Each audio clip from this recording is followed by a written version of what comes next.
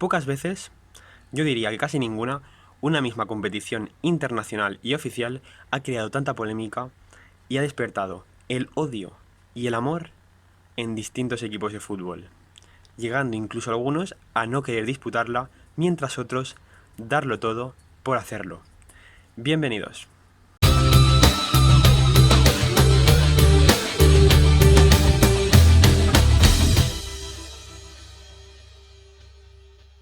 Hoy hablaremos de la Copa Intertoto de la UEFA, una competición que, como ya sabéis, ya es extinta, ya no existe, y es que hablaremos de ella porque, como os he dicho antes, ha sido una de las competiciones con más polémica generada, ya que para algunos clubes era totalmente imprescindible e inútil, mientras que para otro era una oportunidad única de darse a conocer en toda Europa y en todo el mundo.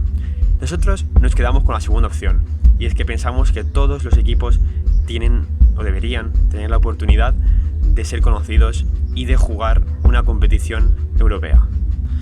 Para hablar de esta copa tenemos que irnos primero hasta el 1962, donde Karl Kapan, un exjugador de fútbol, le seduce la idea de crear una competición veraniega amistosa para que durante ese periodo de tiempo donde no habían competiciones, pues los aficionados del fútbol pudieran tener partidos. El problema le viene cuando, pues necesita una gestión económica, necesita dinero, porque evidentemente para reunir a muchos equipos de distintas partes de Europa en un mismo país, tienes que dar alguna remuneración. A ningún equipo portugués o a ningún equipo francés o a ningún equipo inglés le seducía la idea de irse hasta Austria para disputar partidos sin ningún tipo, repito, de remuneración. Bueno, pues aquí entra Ernst Thommen.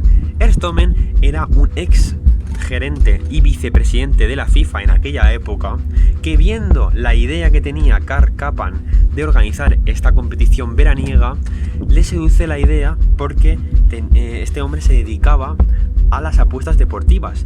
Tenía una problemática, y es que en verano, como no habían competiciones, pues esos 2-3 meses no ganaba dinero. No es como ahora, que durante el verano tenemos un montón de torneos, un montón de deportes y un montón de cosas para apostar. En aquella época, pues las apuestas deportivas generalmente eran fútbol, y en verano, como digo, no tenían ingresos, por lo tanto eran pérdidas enormes. Entonces aquí Ernst Thommen lo que decide es invertir, y aquí es cuando esta copa va tomando forma y se crea. Ya tenían dinero, digamos, para remunerar de alguna forma a esos equipos que podían ser campeones, o al menos podían participar, una forma de llamar a estos clubes, ¿no? En principio se dice que los premios a cada ganador de esta competición, de lo que iba a ser luego la Intertoto, eran de 10.000 francos suizos por campeón. Eran más o menos unos 9.000, 9.500 euros actuales. La UEFA evidentemente tenía que meterse entre comillas, porque era una competición donde tenía que autorizar que estos clubes que están afiliados a su organización pudieran ir. Dice que vale, que se puede realizar.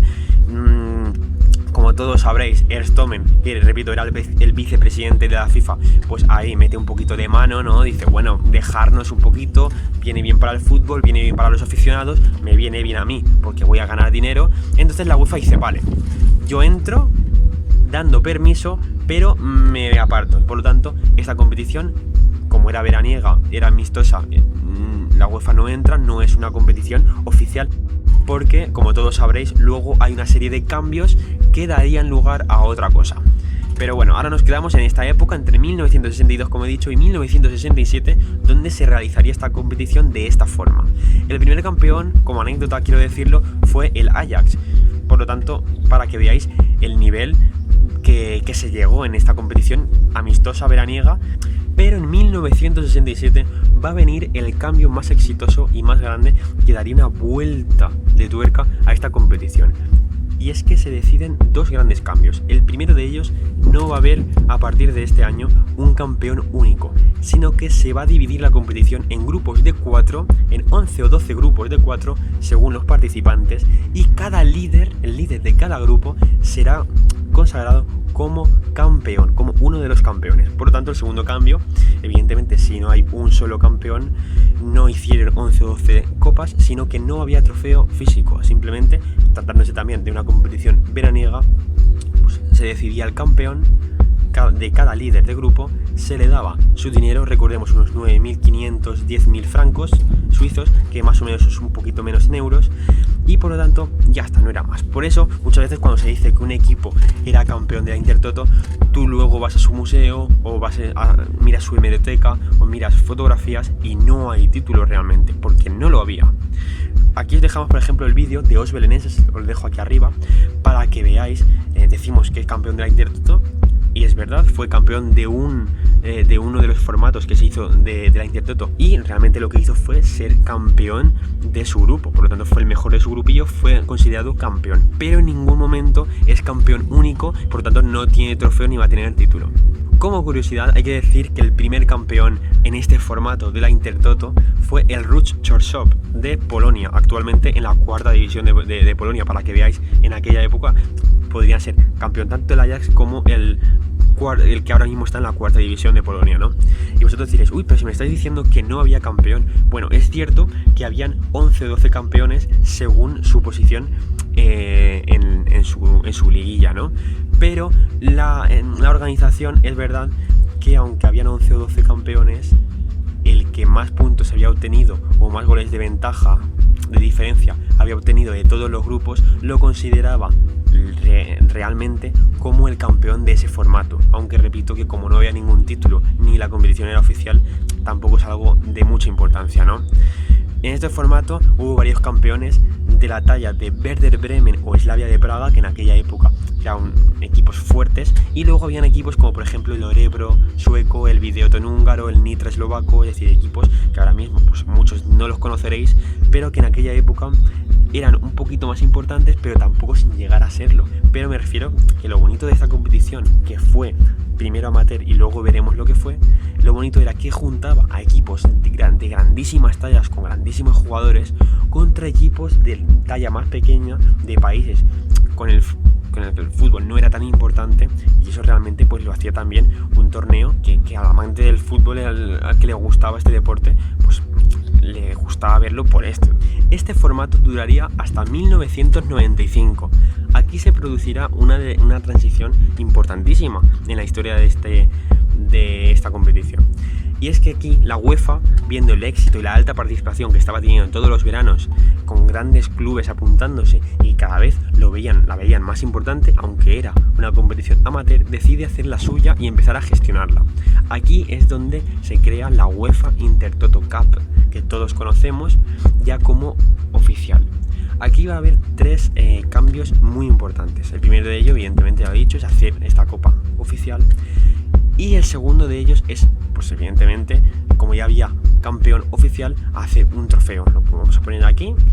Por ejemplo, tomé las fotografías en Mestalla, y es que el Valencia ganaría más tarde ese título ya oficial, repito.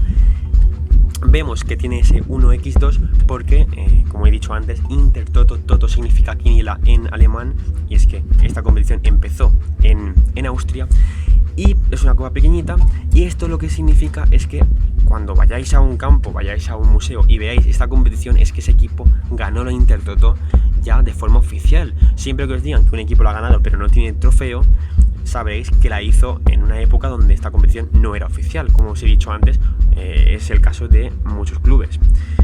Aparte de este cambio, lo que la UEFA va a decir es que va a haber dos campeones. No va a haber ni 11 como en la era amateur, ni uno como lo suele haber en las competiciones importantes o internacionales, ¿no? Va a haber dos campeones, que estos van a clasificar para la Copa de la UEFA del año siguiente.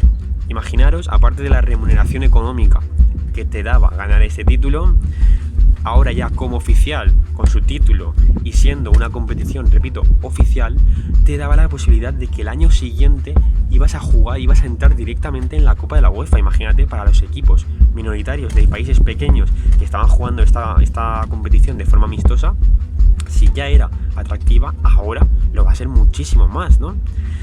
El primer campeón, mejor dicho, los dos primeros campeones fueron franceses, fueron el Racing de Estrasburgo y el Girondins de Burdeos, que en aquella época no eran de los equipos más malos de Europa, tampoco eran de los mejores, pero eran de los equipos de mitad tabla, un poquito más para arriba, sobre todo el Girondins de Burdeos, como ya conocéis un poquito.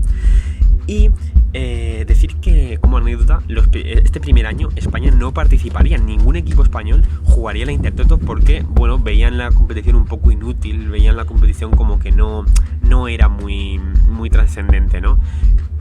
Imaginaros qué pasó ese año cuando el Girondins de Burdeos, gracias a ganar esa Intertoto, gracias a ser uno de los campeones de la Intertoto y clasificarse para la UEFA el año siguiente, pues el año siguiente consiguió llegar a final de la UEFA.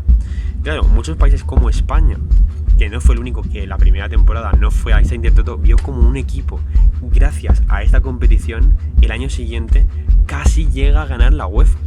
Esto hace que esta competición, por casualidad o no casualidad, se convierta en mucho más exitosa y mucho más importante para muchos clubes que se miraban en ese Girondins de Burdeos diciendo, es que gracias a esta competición podemos llegar muy lejos, ¿no? Y bueno, pues este formato seguiría unos años más tarde hasta que en 2003 la UEFA decide quitar ese trofeo físico. Se decide prescindir de él y hacer una placa conmemorativa, pero ya no se daría al campeón. A partir de este año, la placa conmemorativa que consagraba al campeón de la Intertoto de este año se le daría al equipo campeón de la Intertoto, a uno de los equipos que llegara más lejos en la próxima participación de la UEFA. O sea, para proclamarse campeón de la Intertoto había que esperar a que esos equipos jugaran la UEFA el año siguiente, y el equipo que llegara a una ronda más lejos, según los campeones, según cómo se quedaban al año siguiente, se les daba esa placa conmemorativa. O sea, no se podía proclamar campeón de la Intertoto hasta el año siguiente según cómo quedaban en esa Copa de la UEFA. Es algo muy curioso y que a mí, repito, no me parece nada atractivo. Bueno, pues 3 años más tarde, exactamente en 2006, para mí esta competición ya empieza a decaer, y es que se realizan 3 cambios importantes. El primero de ellos es que a partir de ahora irá un equipo por país. El segundo cambio ya lo veo un poquito diferente, y es que hay 3 fases. Digamos, una ronda previa, luego una clase de octavos, 16avos y luego ya la fase final de la competición, ¿no?